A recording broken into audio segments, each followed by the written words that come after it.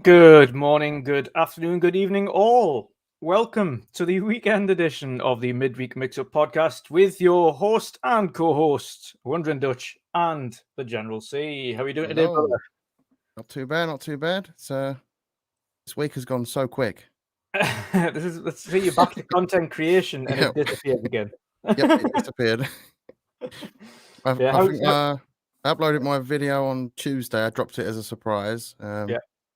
And then the week just went like that. Guardians of the Galaxy came to Game Pass, and I played about 5 hours of that, and then recorded my video today.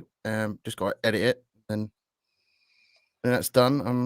I'm thinking about just dropping the videos as and when I finish them, rather than trying to stick to a schedule, Yeah. because trying to stick to a schedule just tends to stress me out too much. Yeah. Like I'm always worrying if I'm gonna hit the weekly deadline at that point, and then Yeah. it just all catches up on me, and then I'd just rather do it in my own pace and just drop it as and when I can. Obviously, of an evening. So yeah, hopefully I'll have that edited tomorrow, and I might even drop it tomorrow or on Tuesday. So Nice. uh, yeah, Uh, a yeah, quick I week. mean, like I say, you are back again to the grind. Mhm. Um, It's good to how be back. Yes, how you been finding it? I know we were both onto the probably chapter 5, I think it is now, of Guardians of the Galaxy. Is that right? Yeah, chapter 5 is the last chapter I got to, so I'm roughly about 5 hours into it. Yeah, it's a fun little game. Fun Don't little want game. to give All give will the be complete revealed on verdict Pass away, I'll Play. Yeah. but you could probably guess what that's gonna be. Uh, but yeah, it's a lot of fun. I like the interactions with the characters. There's a lot of, like, exploration-y pieces to do. It's not Yeah. an open world game, but there is a lot of, like, hidden things to find, like costumes and stuff. We spoke about this when we were on the Xbox the other day, and I was just doing my last hour of the game that I was playing just Yeah. before I stopped, drew a line at that. So I won't play that now until the episode's out. That's going to be a struggle. Yeah. Yeah. um, yeah, it's not been a bad week. I did go to see the Batman movie as well, and I absolutely enjoyed that. It's been a long while since a movie has left me with that kind of awe feeling. It's not like it takes elements of previous Batman films, but it just amplifies it.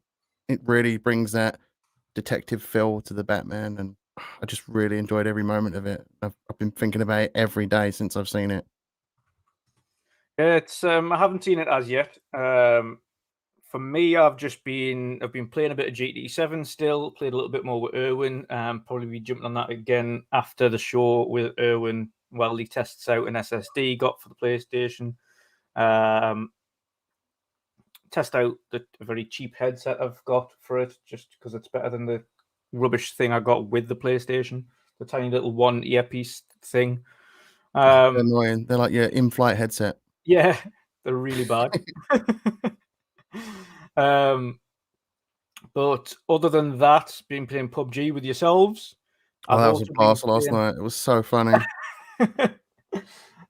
Also been playing Guardians of the Galaxy. We are Mhm. both up to exactly the same place, I think it is at the minute. Just going into chapter 5. Finished off chapter 4, which was awesome. Mm. Yeah, I'm enjoying that game so far as well, to be honest. See how it turns out. See once I'm max leveled and things and start bossing people around. Um, that's I'm looking forward to that. Yeah. Elden Yeah. Ring, enjoyed that a little bit so far. I'll talk a little bit more about that kind of on today's show. But yeah, it's good. Really enjoying it. Horizon Forbidden West, as Barely Making Rent is asking. I've decided for the moment to stop playing Horizon until I get a PlayStation 5. Horizon is really putting my PS4 Pro to its absolute end limits, to the point where it there's a lot of texture pop in. There's a lot of LODs pop in. It's a level of detail stuff. So on characters, when characters come on screen, it's very patchy. It takes a lot of time for the textures and the level of detail on characters to kind of pop in. They look very waxy and things like that. And the PS4 throughout the entire time of playing it is at full tilt. The fan never stops. And GT7 doesn't have that problem. GT7's absolutely fine. It kicks off every now and again when it's loading up like these long trailer intro sequences, etc. But for the vast majority of time, it's fine. Elden Ring runs perfectly on the Series S. Obviously, I've got a FreeSync monitor, obviously, which is VRR, so I don't notice if there's any drops or anything like that. I don't notice it. Looks fine to me. I've got it on favor performance as over favor quality on Elden Ring as well, so it runs well. I'll be playing a little bit more of that Elden Ring later on tonight by myself off stream, grinding some levels a bit, and then tomorrow I'll be streaming Elden Ring as well. So I'm looking forward to that. But yes. Elden Ring specifically, though, some crazy numbers coming out for that game. Selling like hotcakes. Yes, on Steam alone, it has sold, and that's on PC. It has sold over 10 million copies already, and that was as of Monday of last week. So there's a good chance it's probably maybe around 11 million plus on PC so far. Just PC. That's not including consoles. Highly physical on PlayStation in the UK, so it was something like 70% of the physical sales were PlayStation, whereas 80% of Elden Ring sales on Xbox were digital. So both markets are really strong in the UK for Elden Ring as well, and so much so actually I was speaking to a friend today that is a casual player, and they've picked up Elden Ring and are absolutely loving it. And it's weird to see a friend that usually doesn't play anything, doesn't talk about anything like that, or games in general, and just like, have you been playing Elden Ring? And then wanting to talk about Elden Ring, like at the moment I see them, I'm like, okay, this is not a conversation I thought I'd be having. A Souls game, normally it's COD or something along, or FIFA or something boring like that. But Seemingly taken the world by storm, the gaming is. world by storm. It is. And it's insane because it is very much still a Souls game. You've probably seen Boxenberger on Twitter as well saying exactly the same things. He hates and loves that game. He's rubbish at the combat, but he loves the world. But he hates some of the quality of life stuff, which is understandable because for a casual, having no direction, no quest logs, nothing like that, nothing that appears on the map until you've actually found it. That quality of life stuff that you usually get in the likes of Horizon Forbidden West or Assassin's Creed, etc., just isn't there. It's all just find it for yourselves, go the route you want to go, and kind of pay attention to what characters are telling you when they're speaking to you. But yeah, it's absolutely awesome. I am not, and to barely making rent, I am not going to do a wretch playthrough. I am not that good. I will not run around in underwear with a club. I will get my arse handed to me. I've seen some of the people that pull off the game so well, and I sit there and I think, how the hell are you that good at the game? Yeah, and I see people just struggle with it. I've I'm seen. looking forward to playing it when I get around to it, and I'll probably do a right? cast-off Yeah, I play mean, on it. the good thing is right now, because it's obviously people have left it a little bit, like me, and obviously like yourself when you jump into it. By the time you actually come around to play it, there's a whole load of guides on the internet and on YouTube as how to get your level up early and quickly at the beginning, like 30-40 minute route to get your level up quickly, and how to find different bits of armor and weapons in the earlier stages to kind of give you that early boost. So that helps. There's a lot of guides and things out there. I'll probably stay away from those guides, to be honest, for when I inevitably do a parcel play on it. If I'm gonna play it, I've got to struggle like everyone else does. You've got to struggle. You've got to get good. Get good.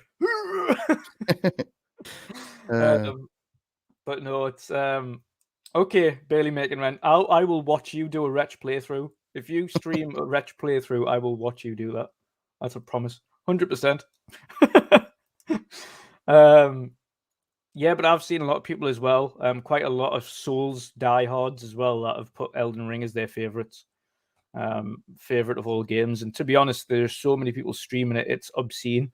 There's still over 300,000 people streaming the game on Twitch. That's some Sorry, crazy numbers 300,000 still. people watching it. I think Which people does. just like to watch others suffer at that Oh game. god, yeah. Oh god, yeah. But no, it's absolutely awesome. So I would imagine at this point the game has probably amassed over 20 million sales worldwide, which would be by far the most successful Scrolls game ever. Sorry, Souls game ever. From Software seem to be getting really popular at the moment, so Yes. be interesting to see what they do next. You know, the thing is, though, is after it's this. not, it isn't really a copyable formula, as it were. I don't think anyone can really, because the only one that's tried it has been, what was the name of it again? There was It was, elements of it in Fallen Order, yeah, kind of like Soulsy elements, but not to but that, not to like the to the extent of Souls. degree of Yeah. like the Souls games And themselves. I think anyone trying to copy it won't do it as well, because they've got the lore down to a T, they've got the world down to a T, they've got the characters down, they've got the enemies down, the way they work, the way they don't work, how you do X, Y, and Z. And it would, yeah, you can do things that are like it, but not quite the same. Only thing that can compete is Breath of the Wild 2. You know where it is? Yes and no. I think Breath of the Wild, his only competition Breath of the Wild has is Breath of the Wild 1. I think if it isn't as good as the first one, then it's going to get marked down on that, and people won't be comparing Breath of the Wild 2 versus Elden Ring or anything else. The Nintendo diehards will be comparing specifically the people that are reviewing Breath of the Wild 2, because it's going to be a very limited amount of people. It's not going to be many people that get codes from Nintendo specifically for review. They're very, very picky. Those that are going to review it, that do get a code, will be comparing it to Breath of the Wild 1, not Elden Ring or anything like that. We know that Breath of the Wild 2 is going to sell. Oh, it's going to sell like hotcakes regardless. Yeah, it's going to sell like, and they don't give a shit really if most Elden, things if it's Nintendo better than sell like Elden Ring or crazy. not, because it's going to sell more than Elden Ring. It's going to, regardless of what they put out, it's going to sell a boatload, an absolute boatload. It makes no difference. I would say the only thing really that can on console that's got any chance of potentially knocking it off its perch would depend on how well received Starfield is. Redfall's not going to, because it's another first person shooter kind of blood not Battleborn. What's the other one called, man? Borderlands-esque game. Whenever that arrives, if it still arrives this year, Starfield is the only one. And the reason I say that is because Starfield itself has a mass critic following. There's a lot of people love Bethesda's worlds, the Elder Scrolls worlds, and it's also the first new IP from Bethesda in over I think it's a decade, if not 2 decades. So it's a long time coming. And there's going to be a lot of people watching that with keen eyes. And specifically what they've been saying anyway, it's essentially Skyrim in space. So it's still the same type of thing where it's a big open universe, etc. to explore. There's a lot of character building, loads of side quests, loads of weapons and armor and all that stuff to do on. And now instead of steeds that you can ride all over the map, and then dragons, you've got spaceships. I think if Starfield was an online game, then I'd be concerned, a bit like Fallout 76. Starfield is a single-player game. It's also the first time Bethesda have never had to worry about multiple platforms. They're producing for one platform, and that's the Xbox ecosystem. That's PC, Xbox Series consoles. It's next-gen only. It's not on Xbox One. Less platforms, less problems. Yeah, less platforms, less problems, and that is key, I think, for Bethesda going forward. Most definitely, most definitely kind of what's going to keep them in good tide. It's also going to ensure that the performance of that game is going to be much better. The polish of the game is going to be much better. And we also know the actual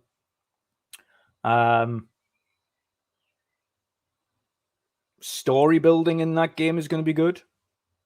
We know what they're capable of in terms of lore, etc. So, yeah, I'm excited for what it can be, even though I don't know what it is yet. If that makes sense, because we know what Skyrim is. We've played Skyrim. The only reason I haven't went back to Skyrim is because I know how much time I put into it on my actual playthrough years back. I put like the best part of 200 hours into the original playthrough, and I don't have the time to go back to a game I've already played through. Considering there's no additional achievements or anything like that, and play through it again. Barely making rent says he thinks, I'm assuming he's talking about Flight 76, Yeah. really dampened the hype for Starfield. I don't know about that. As soon as we see like proper gameplay at Xbox's next big event, which is coming probably sometime in June, Yeah. I think the hype levels are just going to skyrocket for that game. Yeah, I think specifically as well, what will happen is Starfield we know is definitively coming out this year because they keep doing they keep quoting the countdown timer fan pages and things like that and going, I can't believe it's this close and blah blah blah. So we know that's coming out. So it's a guarantee essentially at this point that we're going to see it at E3. And we're going to see actual gameplay at E3 or their E3. Another rumor, I don't know whether or not this was Jeff Grubb or Special Nick from Xbox Era. I think it's Special Nick from Xbox Era, actually. He's heard, and this is a strange one. Before I jump into it, actually, hello to Studos, Bailey Making Rent, Patcher. Who else we got in here? Stuffed Sean, Despus, Dello Boy. I don't even know. Despuse? Del Lobby.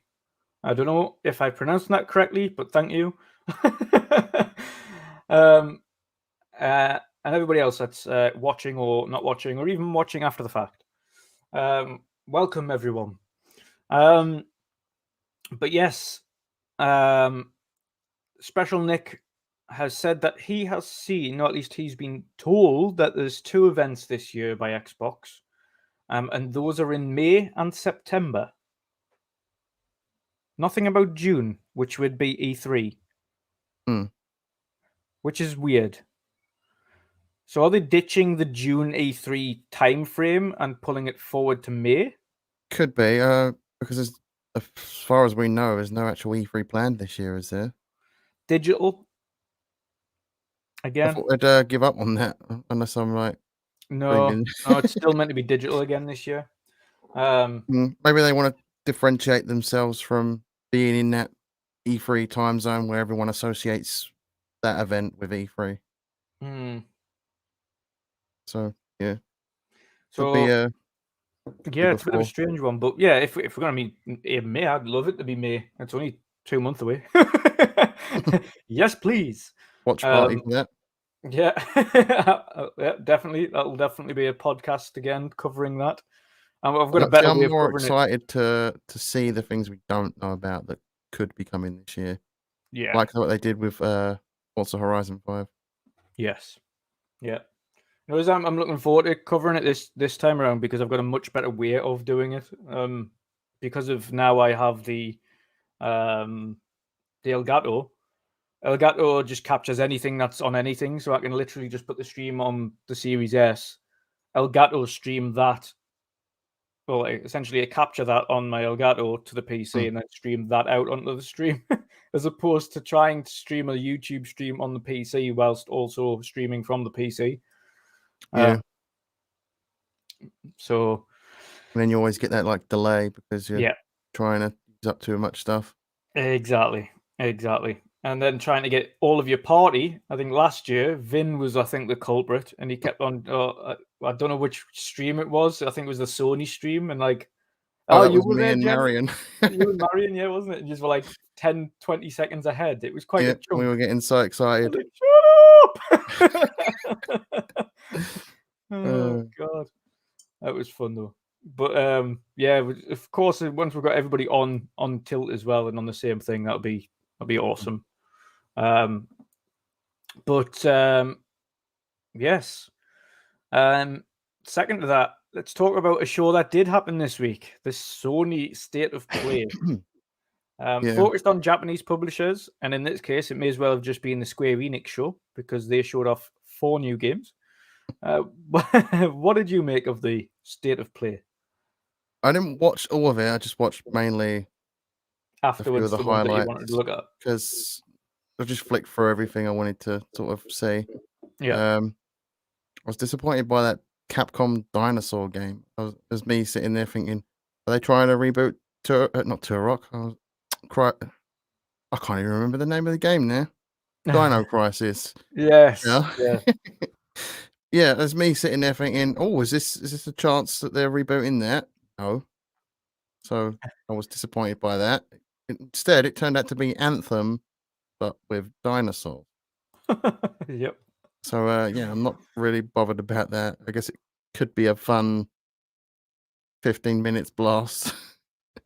There was a few other games in there that looked just average. There was that one Gundam game that looked like a clone of Overwatch, Yeah. and that just doesn't bother me. I played Overwatch some time ago. I got into it when it first came out, and I quickly fell out of it because it just didn't really appeal to me all that much. But yeah, like wasn't really too bothered about this event. There wasn't really anything in it that piqued my interest. Yeah, I know what you mean. I completely know what you mean. Let's get that maximized. There we go. I mean, the only thing there that really gave me any interest was the co-op being added to what's that one game that everyone said was hard? Oh, Returnal. That's the one, Returnal. Yes.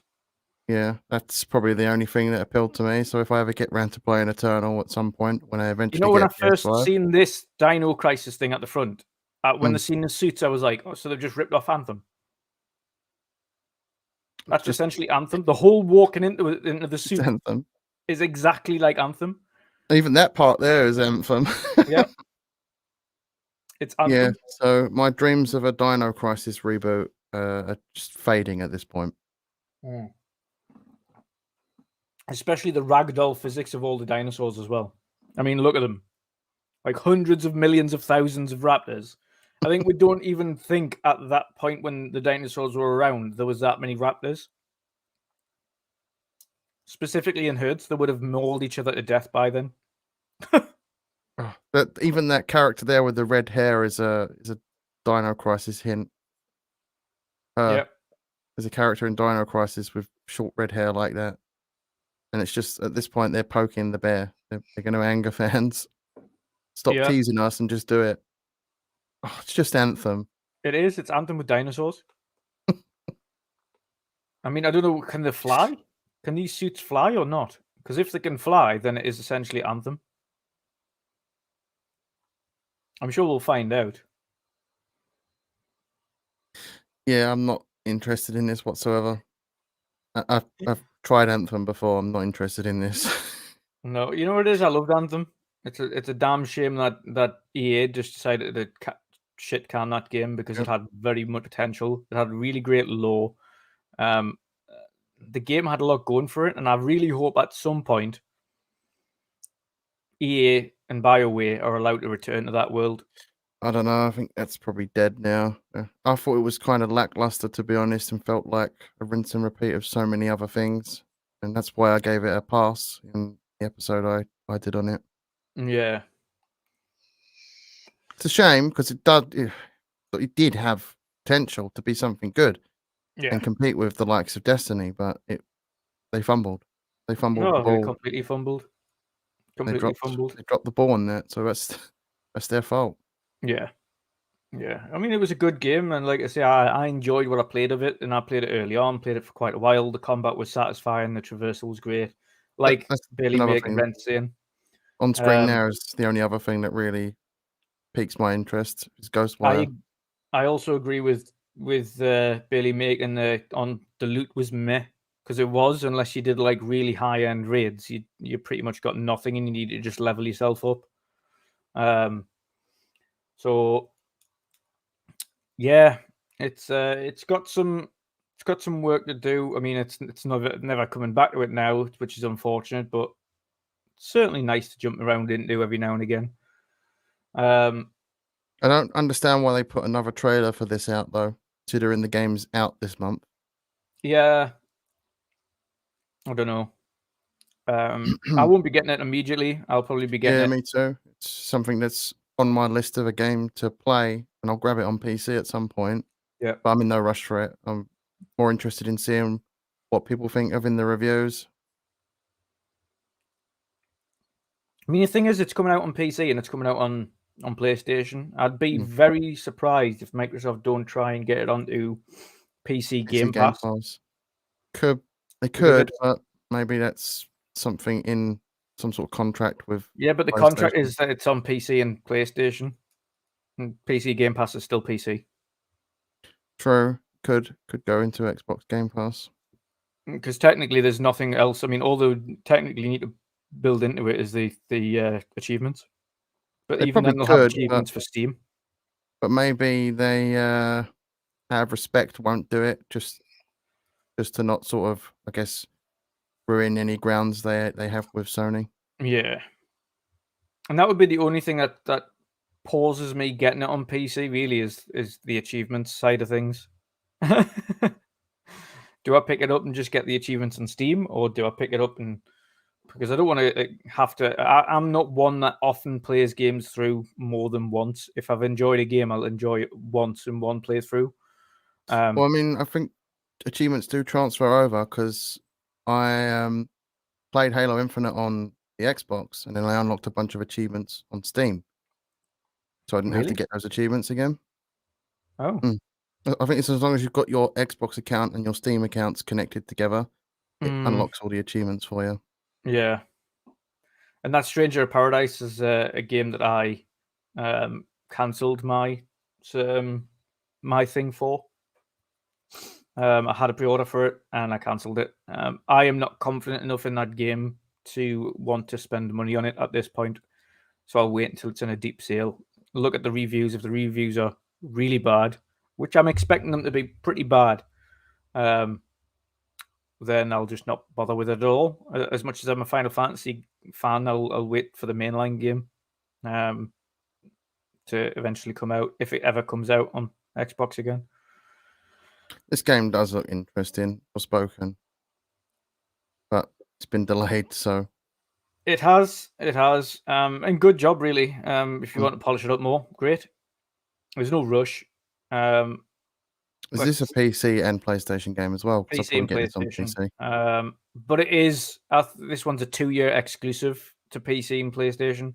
So I'll just grab it on the PC. I'll pick it up on PC. Unless I've got a PlayStation 5 between now and when it comes out. Yeah, exactly. I don't know. I'm in no rush to get that. The only time I'm going to grab that is if God of War is 100% confirmed to come out this year, and I don't expect it to come this year. Yeah. Yeah, exactly. I'll play it on PC. I don't think God of War will come out this year, but that's not going to mean we're going to have a boatload of other games to play because there's so many more games to play this year. We know a few from Russia, Ukraine have definitely been indefinitely pushed back to whenever. Obviously, shout out to them on both sides. It's got nothing to do with the developers in Russia and what's going on.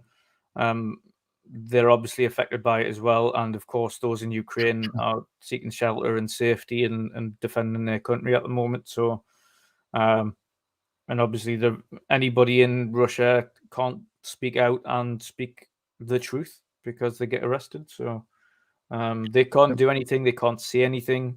They can't show support essentially publicly because they'd just be arrested.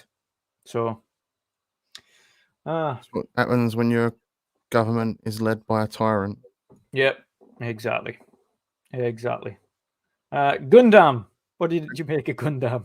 I just feel like this is a hero shooter ripoff of games The we've seen in the models look past, really like bad. Overwatch. The Gundam models look terrible, really bad. Like when I see I've all never the really been beautiful into it. Gundams that like my friends paint and build and decorate weekly, and then I see the terrible models that they've put in this game where they've just not bothered putting any detail on them. They've It put just like feels these, like a quick cash in on the hero yeah, shooter genre. yeah, arena shooter, very quick cash in arena shooter Gundam, and it's a shame because Gundams are awesome. It's an awesome, very very full of fans, and I don't think the fans are really going to put up with it.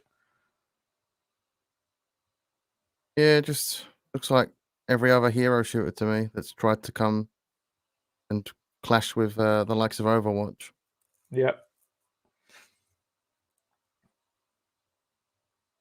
Maybe it'll go in Game Pass and date if it's coming multi-platform. I mean, you can do the network test. You can sign up for it. So if anybody does want to play it and see what it's like for themselves before they make final decisions, there's a network test there you can sign up for.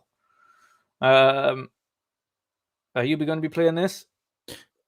I love me some Turtles, but it's old news, really. I'll play it at some point. Yeah. Oh dear me. But yeah, I mean, overall, it was full of some of the basic stuff. There was nothing really. Like you say, the Returnal news was the biggest news that come out of it. The co-op, it was a free update as well for everybody. So No co-op $10 and an update. expansion. I know. A free update. PlayStation giving free updates. Jesus Christ. Someone needs to take their temperature. I know. See if they're all right. Are you okay? Oh, you okay, Sonny? Are you okay? But yeah, a free update, free co-op for everybody now, and a free expansion with a big kind of, should we say, like a tower that you have to climb, and there's a new story built into it and things like that. So that's absolutely awesome. And again, that was a surprise. I don't think anybody expected that. So great to Something see. I'll eventually play when I get a PS5, Yeah. unless it comes to PC. And of course, we have the awesome guys from Thistle Do who actually played Gigabash the other day for their Yep, I saw that. Don't Stop the Co-op, I think it was. Yeah, it was good. It looks So that was, interesting. yeah, it was awesome to see. It's PlayStation 4, of course, and PC only. Might come to Xbox at some point in the future, but I wouldn't hold your breath. We don't know about these type of things. It's an indie game after all, so they will have chosen which one to develop for first. So it'll be PC and PlayStation. So that's awesome. The barely making rent, the Ninja Turtles thing, the collection, that is all platforms. They just advertise it without Xbox on their shows. But the Ninja Turtle things, the collection is on all platforms. The vast majority of the games that you see on here, to be honest, are all platform, apart from the several that we already know about, like Forspoken, like Ghostwire, which is timed until next year, and a couple others. I think it was only 4 out of the maybe 17 games or something that they showed that was exclusive. Yeah, I might play that Turtles game if it goes into Game Pass, but it's not something I'm a rush to get. Yep. As much And as of I grew course, up with that franchise, I've experienced some of those games before, so I'm in no rush to experience them again.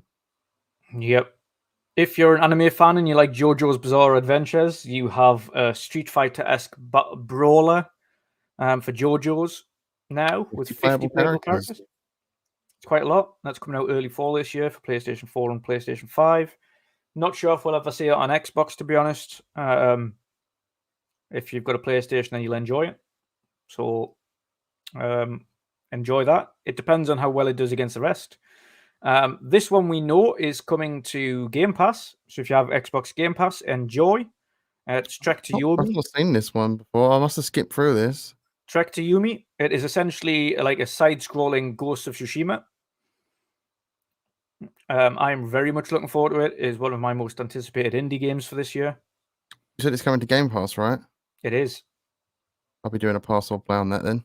Yep, definitely. It is PlayStation 4, PlayStation 5, Xbox, all Xbox consoles, and PC. Might even be Nintendo, I think. But it looks absolutely awesome. It is completely black and white, the whole thing, which is like old Japanese style, fully voiceovered in Japanese, so English dubs. The game itself just it screams platformer version of Ghost of Tsushima, but with a little bit more mythology, should we say, and magic around it than the more grounded Ghost of Tsushima, which was a little bit more realistic to like a samurai invasion. There wasn't really magic surrounding it. But it just, it looks absolutely awesome. And again, one of the other highlights of the show for them as well, just being able to show that off on PlayStation. So something I'll try out, considering it's coming to Game Pass then. 1 mil. No, Final Fantasy VII Remake isn't an indie game. It's by a very large studio. It's AAA isn't defined as whether or not it's indie or not. AAA is the amount of money and how large a studio is. If the studio happens to be 300-400 staff and have a budget of 50 to 100 million for their game, you can very much, regardless of whether or not they're independent, that's a AAA game. So yeah, it boils down to budget spent and staff on the game itself. You can have an indie game with one person, you can have an indie game with 50 people. If the budget's very low, like usually a couple of million or less, that's what you'll be classed as an indie. I think Final Fantasy VII Remake will eventually come to Xbox. I don't know. We'll have to see. I think if we're going to hear anything about that, it will be this year. If we don't hear anything at E3 this year about Final Fantasy VII and 14, then I think it's safe to assume that it's never come to Xbox now. It's been far too long. The actual exclusivity time period finished April of last year. If there was going to be any announcement, it would have happened by now. Yeah, so I think if we don't hear anything from any of the events from Xbox this year on Final Fantasy's remakes and Final Fantasy 14, then I would imagine that's now just never coming to the There's console. going to be some sort of surprise drop one day. It could They be. go, oh, it's coming in Game Pass. Pass Traveler, remember? Like, no one expected that to go into Game Pass, let alone go into Xbox, and all of a sudden it was like Game Pass and Xbox. Yep. And it hasn't even left. It's still it could happen, but I don't expect it, to be honest. I think it would have had some kind of announcement for the Xbox by now. Yes, yeah, I agree. It would have by now if it was happening. Oh, hi. But yes. Other than that, what would you have from what you've seen of the show, from what you saw of the show? What would you have given it out of? We'll say, we won't even say out of 10. We'll just say a grading in school grades. What would you give it? It's very average at best, so it's about a C or a B at that. C or a B? I'd probably give it a C. It was average. I think the thing is I went in even with very low expectations of what to see, because I know State of Play is usually just to show off a couple of little things. They're never normally big news stuff.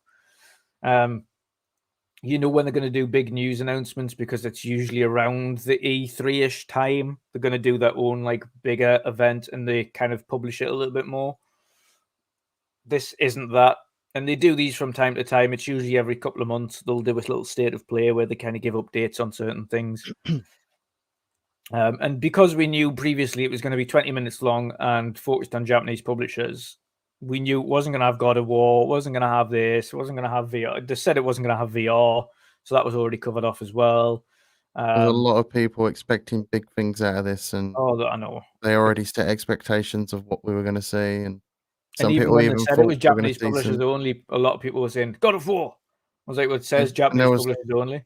There were some people expecting the rumored Sony has acquired a huge Konami IP, and they were expecting to see that here. Yeah, See that they have acquired the rights to either Silent Hill or Metal Gear Solid. That's an announcement we will see at their big event, not something small like this. yeah, I completely agree.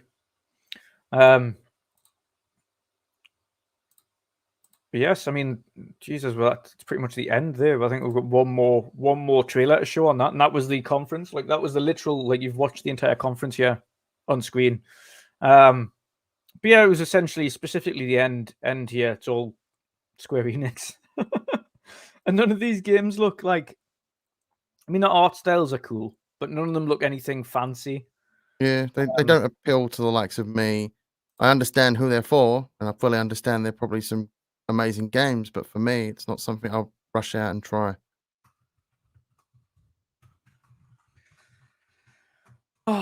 So yes, one thing I will say on the back of this though, and this has been said by Jez Corden, it's been said by a few others as well. Miles, I think, said it.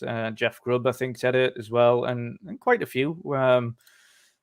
They want Xbox to do more of these smaller ones that the likes of Sony and Nintendo do, where they do these little announcements, tiny little streams, kind of giving little updates on things throughout the year. Would you like to see Xbox implement something like that?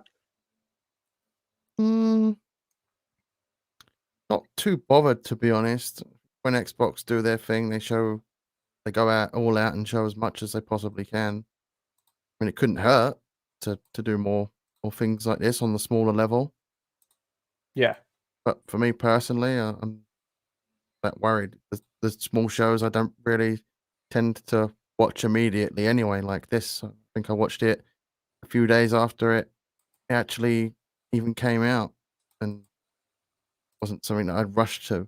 So, but yeah, it couldn't hurt. There are people that will sit there and watch it because there's people that sit there and watch every one of these events. yeah. I think it's nice to be given kind of like little bite-sized updates Mm, throughout the year. yeah, I Specifically think. when we're sitting here and I think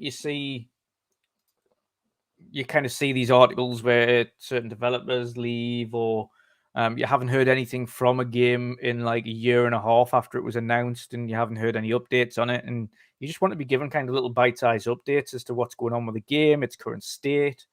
But then I understand on the flip side as to why you don't want to do that as well, because a lot of people take early in development kind of bite-sized chunks that are shown off and then use it in console wars at the end when the game's released and they've made other artistic choices to degrade certain features or Mm, take something out. And then they contrast and compare it on the released version versus the in development version. And they're just like, oh, well, they've actually downgraded it X, Y, and Z. And it's not the yeah, case I think usually. I'm more along the sort of old school lines where I like to see something small handful of times, and then they go quiet and work on what they're doing, and then we see it again, and they go, "Yeah, it's when it's coming out." Yeah. Because that there excites me. Then I know to expect the game soon or within the next year or so. I Yeah. don't really go much on those bite-sized things. Like I skip past that Ghostwire thing because I know I'm going to play it eventually. Yeah. I'm exactly the So, same. I'll get to it eventually. like I said, it can't hurt them doing small things like that. And I think Xbox do have some sort of indie showcase coming up Yeah. Yes, soon. they do. So They have the indie showcase in March with Twitch again. are they still doing it with Twitch? I don't They know, should, but should put it on themselves. selfish promo here. We have an indie show this year, and that was in April, and it'll be better. So tune in to our indie show. Uh, Yeah, well, that's going to be awesome. I'm looking forward to that. can't Quite. say I bothered to watch those Twitch indie shows. I think I watched some of the first one, and it was just a little bit. It was a little bit beyond cringe. It was, yeah. It's not just that though. It's a little bit. It's the last one was far too long winded. It was like 4.5 hours long.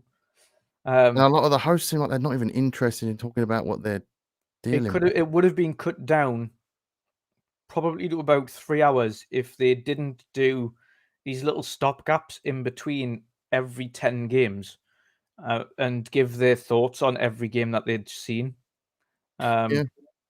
Every game they'd seen, they would stop and then have a conversation between each other. It's like, you're meant to be a showcase highlighting indie games. This isn't the podcast. Like, for the And they podcast, it's an entirely different thing. Then, yeah, could at feel free least to. get some people that, show some sort of enthusiasm to be interested in what they're talking about, rather than someone that just seems like they're there just to Forced. be there for attention. Yeah. It kind of come across as forced Yeah. interest in indie games. That's Um, a lot of the reasons why I tend to stay away from anything that's big on the Twitch streaming side. yeah. I only really watch people that I'm following through the community, and that's really about it. There's a very few people on there that I do follow that aren't in this community that I just like to watch because they're funny. Yeah. I mean, in contrast, our indie showcase has probably got a cumulative maybe 7 to 10 minutes worth of people talking, at most, in around about 2.5 hours, maybe 3 hours worth of games shown. Mm. It is literally non-stop games. There's, I think, 9 or 10 creators involved. Each of those select anything up to 10 to 15 games that they want to show or highlight. That's either coming out, or early in development. We also work with developers to get games on there and showcase them off early. It's every platform as well. So it's PC, obviously Steam, it's Nintendo, it's Xbox, it's PlayStation, sometimes mobile, depends on what the game is. But really, it's just a celebration of all things indie, not just to one console, which is one of the better things about the show as well. Is we're not just highlighting kind of indies that appear on Xbox at some point in the future, or never appear on Xbox, or only in the idea at Xbox thing. It's games for everybody, indies on all platforms. So that's going to be awesome. Jem, what other news have we got this week? We just talked about the Xbox Indie Game Showcase. I had that brought up to talk about. There was another few companies that severed ties with Russia for the moment. PlayStation was one of them, right? Yes. So more pressure on Russia Yeah, from Nintendo, PlayStation, and many Xbox, industries. well, Microsoft have stopped selling or ceased sales over in Russia for the foreseeable. Yeah, so Suspended. that's good. More pressure on Russia, which is Yeah. needed. Many industries are doing that, not just the gaming industries. Yeah. It's been pretty quiet week, to be honest.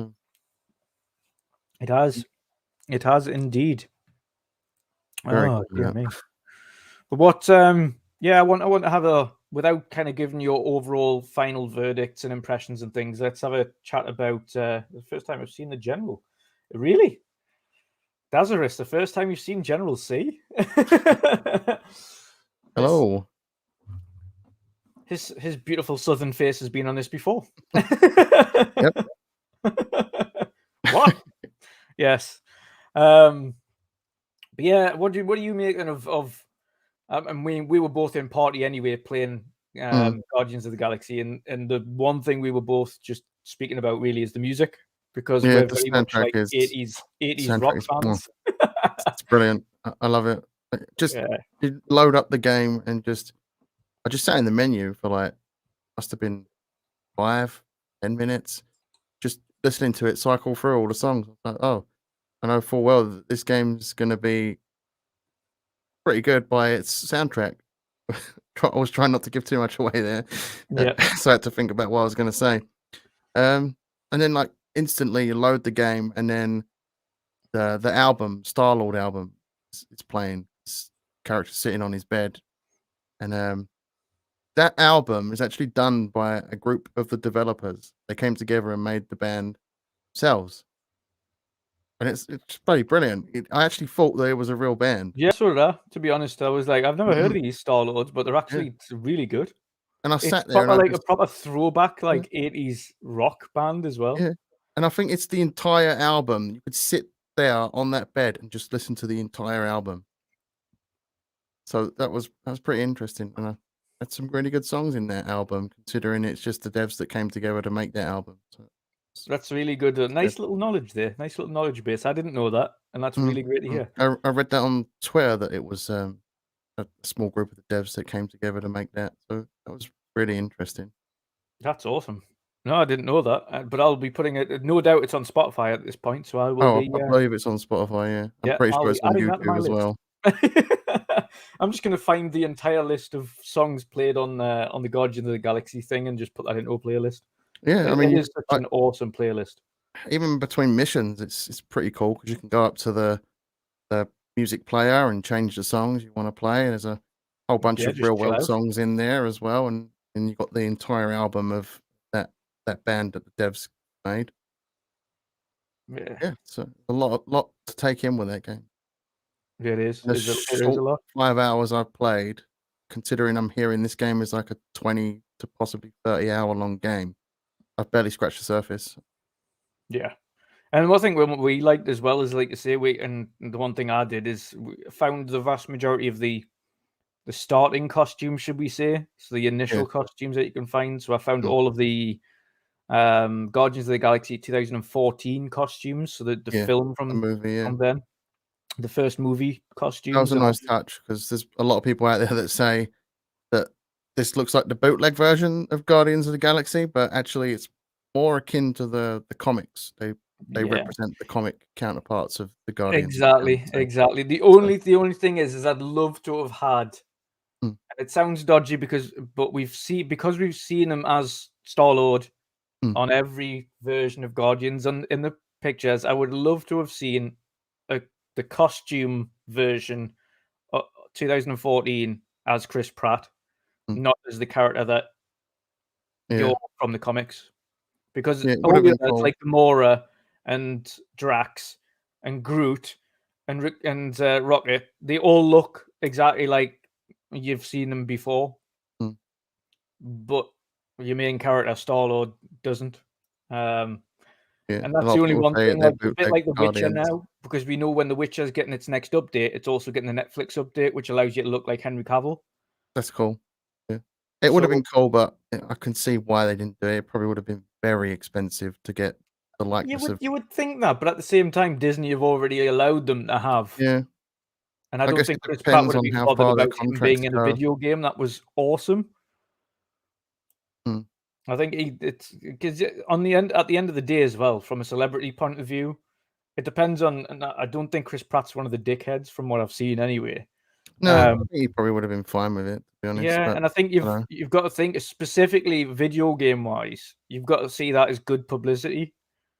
Mm. Specifically when the game is as good as it is, and it was praised very well by critics alike and everybody. Like when it originally came out, the only reason I didn't pick it up is I'm not a massive like superhero fan in general. Yeah. Like I'll not go at the pictures intensely at like when they release and go out to watch these things, but I will happily sit and when it's on Disney Plus, I'll put it on Disney Plus and watch them in the house. But I Oh, won't yeah. go out and go out my way to kind of watch them on launch. The only things I do that for is like a new Star Wars or something like that, like a big, like epic theatrical thing where you've really got to be in the pictures to see it. Yeah. I'm big into the Marvel movies. I always go to see them with one of my mates. The We only one I go did pretty much see everyone. Only one I did see in the pictures was Endgame, Mm. the That was- last. I mean, that was kind of too big not to go to the cinema to Yeah, see. It was a more of a event than yeah. just a And I film. think the last time I went, I remember obviously because when the Fast and Furious movies were actually a thing that was worth seeing originally. And I And remember they went too the silly. last one that I actually went to see that I knew was worth seeing was the year Paul Walker passed away, obviously in the car crash, and knowing that he was in the movie up until a certain point, and then they'd had to use his brother, who looks very like him, to cover the rest of his parts. So it was obviously going to see that and how they'd handled that, and obviously just see the film and what had essentially been his last ever film, which was unfortunate. But that was the last time I'd seen anything from that, and then the series itself has essentially went downhill since then, because it's, as much as The Rock is a cool guy, it's just ultimate cheeseballs. The Hobbs & Shaw thing was actually quite fun. I'm the opposite there. I didn't like it. Did you not? I thought it was quite, but it had nothing to do with Fast and Furious though. It was just them two just being like silly comedy action film. Yeah. I mean, it was better than some Fast of and those Furious. Fast and Furious movies, Yeah. but I wasn't a huge The fan. more recent ones, like I remember, like I watched Fast 9. I think I didn't go out the pictures and see it. I just watched it on a crappy website. Yeah. I remember when it was more about the racing and all that, and then it had like tiny action pieces in it that sort of elevated scenes. Yeah. And then it, like, why are they quickly- racing? Why are they heisting this? Or they're heisting this to get the parts for the cars and then make their cars really fast and blah blah blah blah. Then they turn it into like this spy thriller with Now it's a spy thriller, characters. yeah, where Now they're they've hunting got down terrorists. some elaborate backgrounds, and John Cena is apparently Vin Diesel's brother in these movies. Yes. Yeah, no. Who would I have still haven't known even John seen that. Cena, the whitest white man, is the brother of a Hispanic man? Yep. Actual blood brother. Where do they go next with this franchise, though? They've been to space or something in the last movie. Yeah, well, that's the thing. Where'd Like they the go last one, that's next? what I'm saying. I fell asleep. I started watching it, and I fell asleep watching it, and then I seen it on Sky now to watch on Sky Cinema, and I seen that it was 2 hours and 43 minutes long. I was like, "Are you taking the piss? I am not spending 3 hours watching a fast film. There is no chance I'm spending the best part of 3 hours watching a fast film." Like, You know what you should spend 3 hours on watching? The Batman movie. is that nearly 3 hours? Is it? It is 3 hours, like it's pretty much exactly 3 hours. And I'm it's not the worth biggest it. of Bat fans. I like It's the got Dark some Knight really trilogy. good pacing. I like the Dark Knight trilogy. I think that was good because Heath Ledger was in it. Mm. And I was- Bane, of course. Speaking of Bane, Yeah, I always we were last born. night, I was born in the darkness. Born in light. Oh God. But yeah, I even had my reservations as soon as I sat down in the cinema. I thought, what if Robert Pattinson isn't good as Batman? So yeah, so how was Sparkly? How was this Sparkly He was Batman? really good. I think the voice is, it's not too like I'm Batman, like Bruce Wayne in the Nolan movies with Bale playing Batman, because that felt too, as much as those films were bloody amazing, that felt like he was putting that voice on too much, if you know what I mean. Yeah. And Robert Pattinson is similar, but he brings it down so it's not as in your face sort of gruffness. I think he does a great job. Like within the first 5 minutes, there's this scene, the bat signal shining, and the criminals are up to their no good shenanigans, and they see the signal and they stop and they look towards the shadows to see if Batman's coming. And then like the scene where it pans to where Batman does approach a group of criminals, just slowly walks towards them, and it's quite foreboding. And he just pulls it off really well. Do And they I do don't you see him think as Sparkly Vampire Man anymore. That's a shame. Sparkly Batman would have been hilarious. Takes the costume off and he's just glistening. Do you think they're going to then combine this Batman with Joaquin Phoenix's Joker? I do not. Because they're both deadly serious as opposed to the previous versions. I don't see that. I can't spoil it. Because we know Joaquin Phoenix's Joker is continuing. I know they're continuing on with him and with that Joker. The way they've done this Batman movie is, I don't know if you know, but obviously Marvel and DC have their like multiverse sort of stuff. Yeah. This Batman's set on Earth 2. So he's not like the main Batman. And we know Flash movies coming out later this year, and So he's an alternate Batman. Yeah, he's as an alternate Batman. So essentially they're saying he's alternate Batman in case it didn't hit with fans. Yes, I guess so. That's probably their safest. This is going to work. If it isn't, he's not the real one. I mean, they're doing that with a lot of superhero-like movies nowadays. Spider-Man movie. I don't know if you've seen that or heard about that, but they're doing that with that as well. They've done that, should I say, with that. But I mean, they could merge it at some point. Because what's not to say? One of their biggest heroes is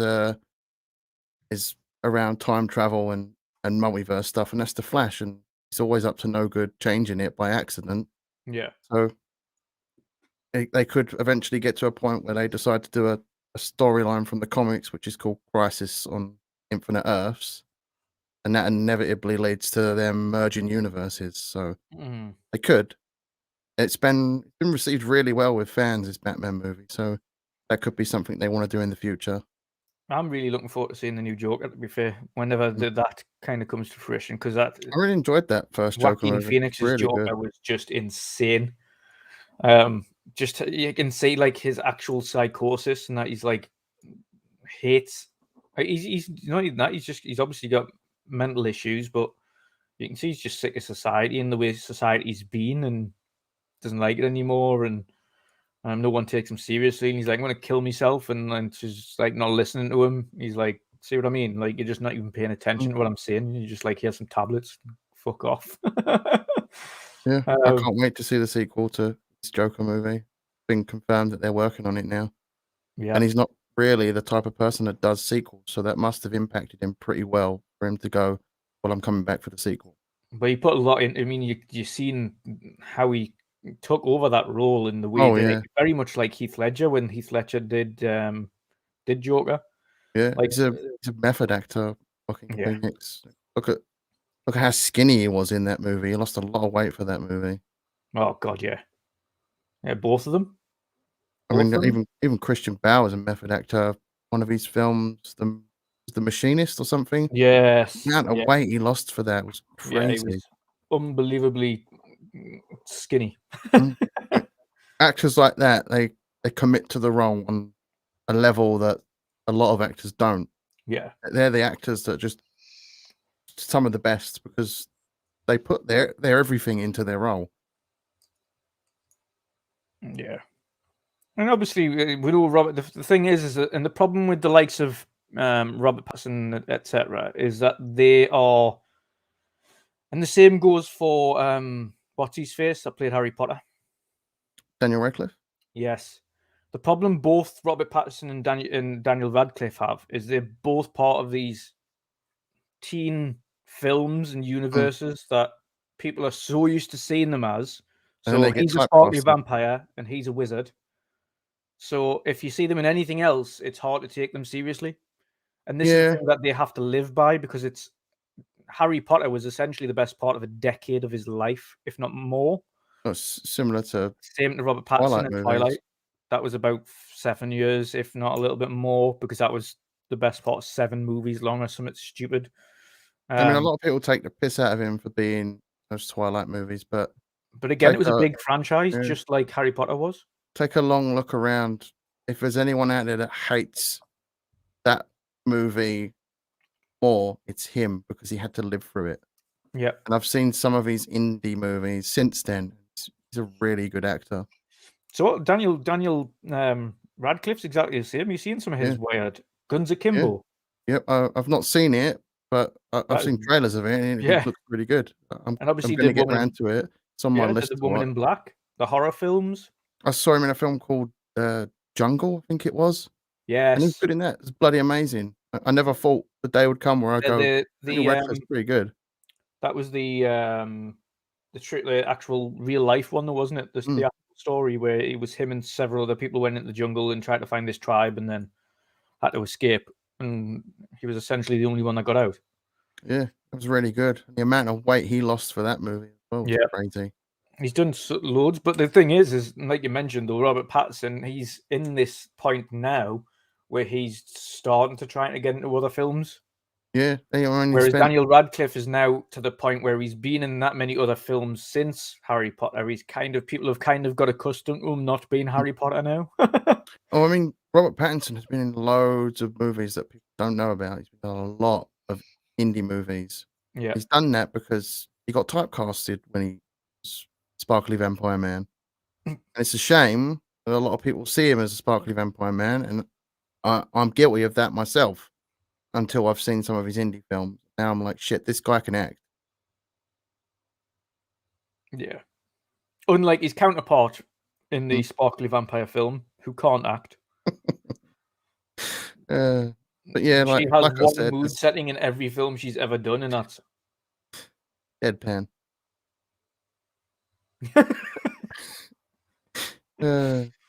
But yeah, there's no one out there that hates those Twilight movies more than him. Yeah. Because he lived for it. But yes, moving on from that though. But yeah, Guardians of the Galaxy. I know we're going to get your thoughts when your Pass or Play releases this week. Obviously, when you finish doing the editing and then put it up. But yeah, overall, I'm really enjoying it. I'm going to continue playing it in between Elden Ring and a few others.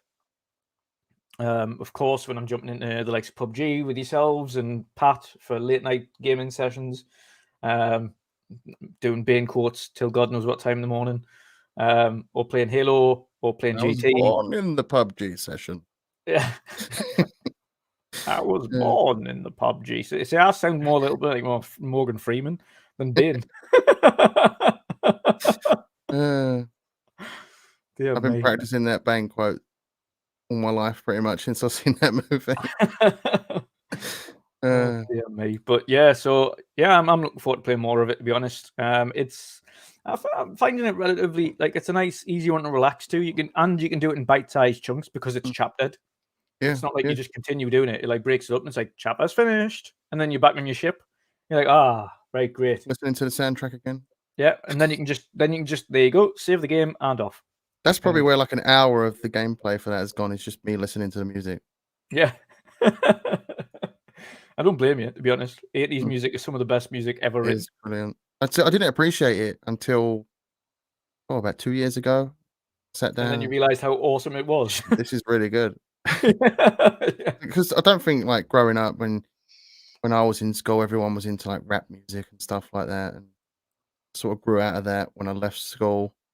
Can't stand rap music too much nowadays. There's very few rap musicians that I like Post Malone. He's good. And even early 90s stuff that I like. Like I love Jamiroquai. Jamiroquai's brilliant. And now I just have an Even appreciation Simply for Red. 80s music, and I love 80s synthwave. It's something that I've got into over Yes. the last few years. Just Yeah. absolutely love it. I've got a bloody Spotify playlist for 80s like synthwave, and it's one of my go-to playlists when I'm just chilling or editing. 100%. 100%.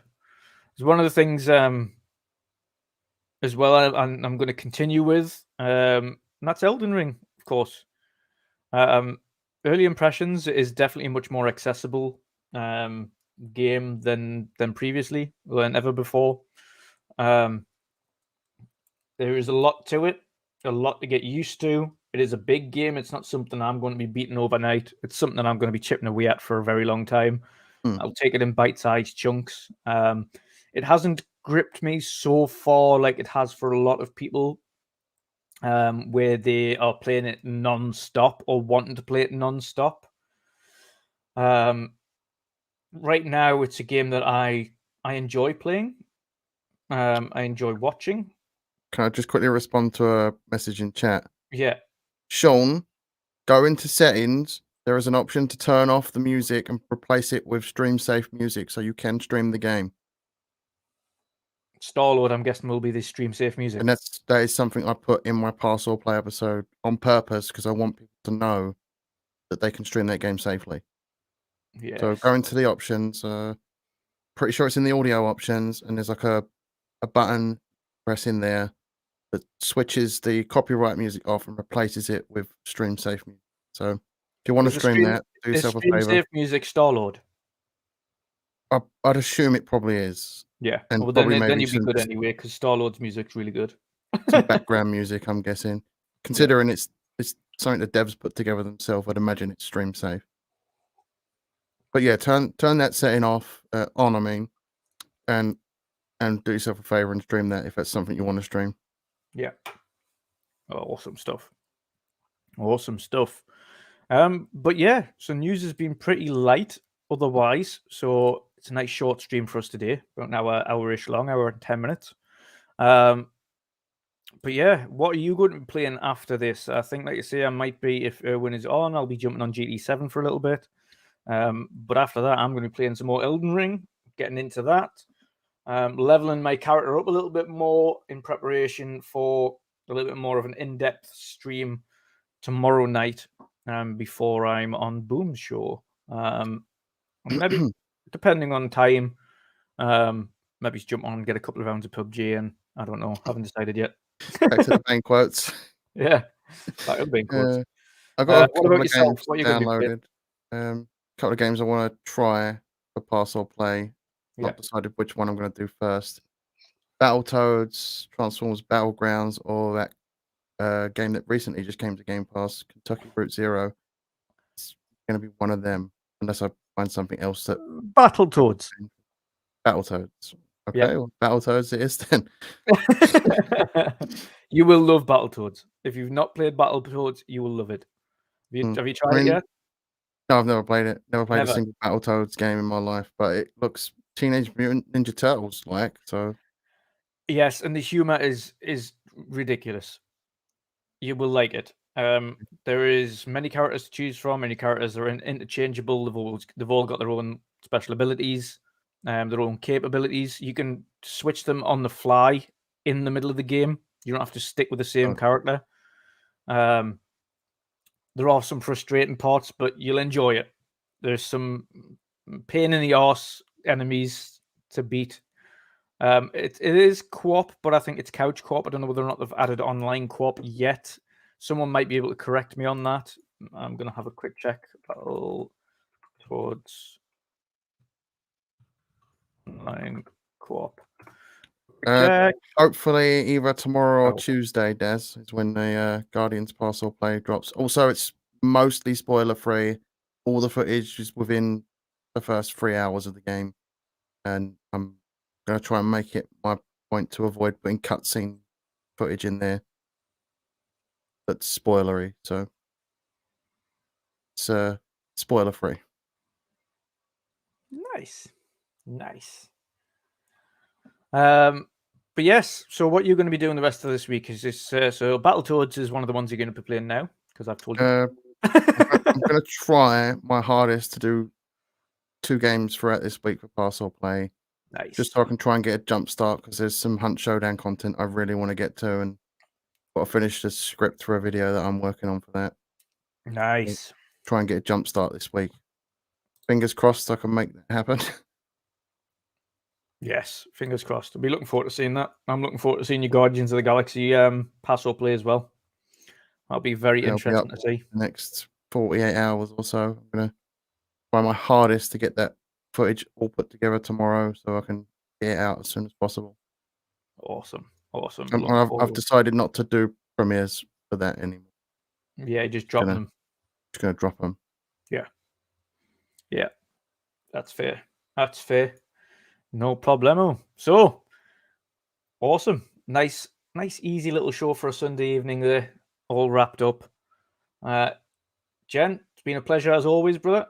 It's always been a good time on these shows, having some laughs. Indeed. And some bang quotes. And some bang quotes, as always.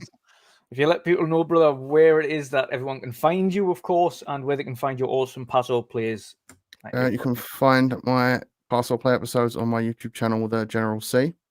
You can also find me on Twitter, the _General_C. I always forget the underscore at the end there, or I get it jumbled up.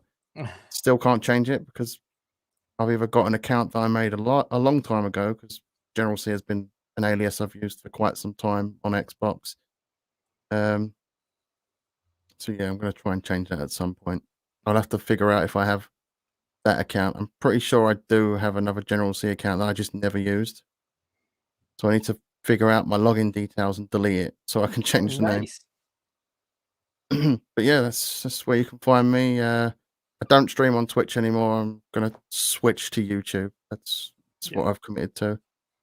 I did do a test stream. I think it was last week or the week before, and I had some issues there, which I've sorted out now. So I'm gonna get my stream deck sorted out, and hopefully I'll be streaming because I do want to do some parcel play lives, which will be separate from the episodes I do. So I'll do a parcel play live and my verdict during that live stream. So that should be coming up very soon once I get everything sorted. Nice. You see, the good thing is you can use your Paso Play intro at the beginning of your Paso Play lives as well, which is really good. So I'll be interested to see that. That'd be absolutely awesome. Yes, of course, as usual, guys, you can find me everywhere at WandrinDutch, YouTube, Twitch. You can find us, of course, on the Midweek Mix-Up Collective. Welcome, of course, to our newest collective member, Stuffed Sean, who's now joined the Twitch Collective as one of our streamers. So congrats on that. And of course, good luck with your new affiliate status. First of many, and of course, a step, a very long and hard, arduous road to partner. It's a very big jump from affiliate to partner, but at least now you can start earning for your streams slowly but surely. But congratulations on that. Other than that, of course, very much like the General C, originally I was going to use Twitch for streaming our gameplay content, but I've opted against that. Gameplay content for us will remain on YouTube. I'm not much of a fan of Twitch. Not the website. It's mainly to do with the people that run Twitch. I can't support some of the stuff that they do. They're very biased a lot of the times with some stuff that big streamers get away with, which little streamers don't, which is kind of ridiculous. If you're gonna ban a little streamer for doing something that a big streamer's done, got to go both ways and treat them the same. Outside of the hierarchy, both of them have their pros and cons. The pros for Twitch is that if you're an Amazon Prime member, of course, a lot of people can go on to Prime memberships, so you don't have to pay anything outside of your own thing to sub to people and show your support, and they get a donation because of that, which is awesome. Then you can donate bits and use emotions and things like that are much easier to use. So there's a lot of quality of life things for supporting streamers on there from an outsider perspective. That is much easier that I think YouTube needs to implement. So of course on YouTube the only thing you've got is super chats and super stickers. You don't have things like bits. You don't have again, memberships. Of course, we have memberships on YouTube as well, but you need to be 1,000 subs, which is much harder than affiliate status, which is like a set amount of hours and average viewers, which sounds like a lot at first, but as soon as you got the hours, the viewers up and things like that, you can't lose that status on YouTube. If you drop below 1,000 subs, you've lost your like.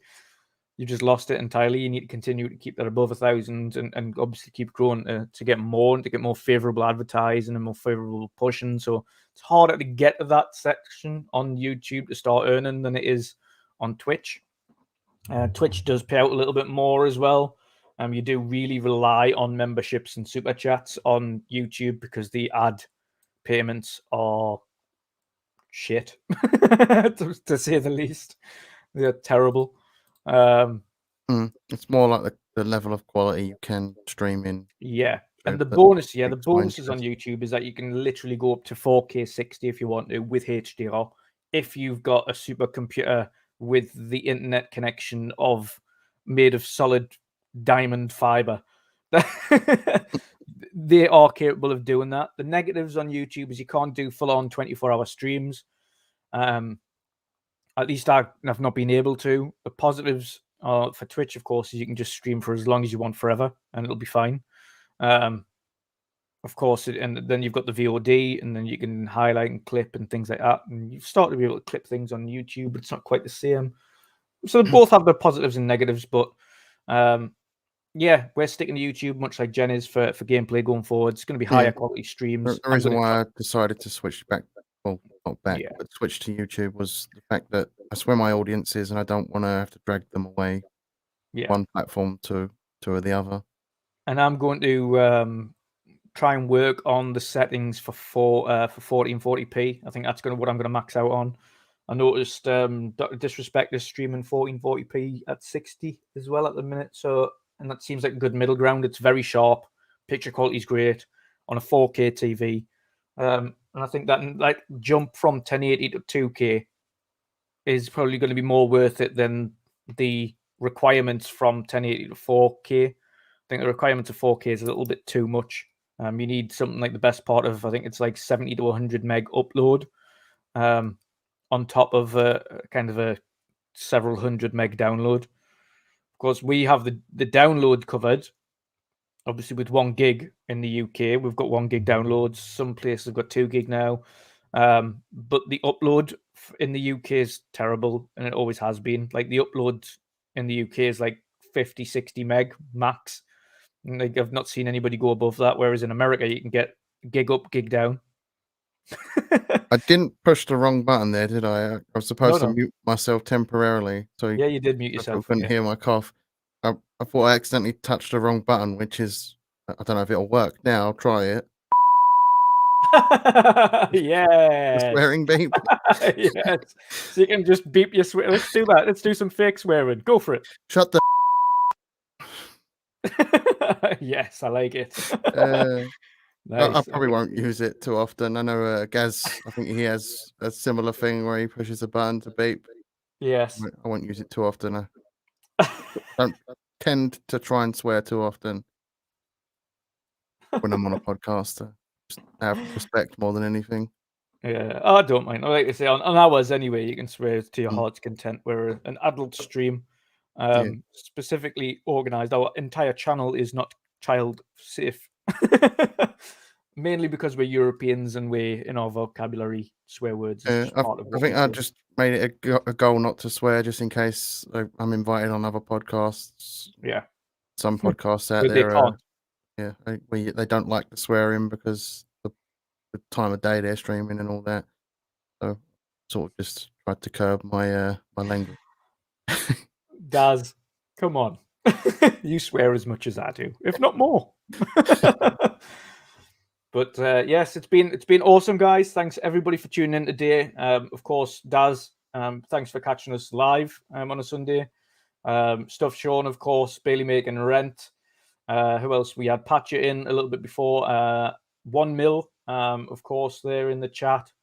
Who else did we have?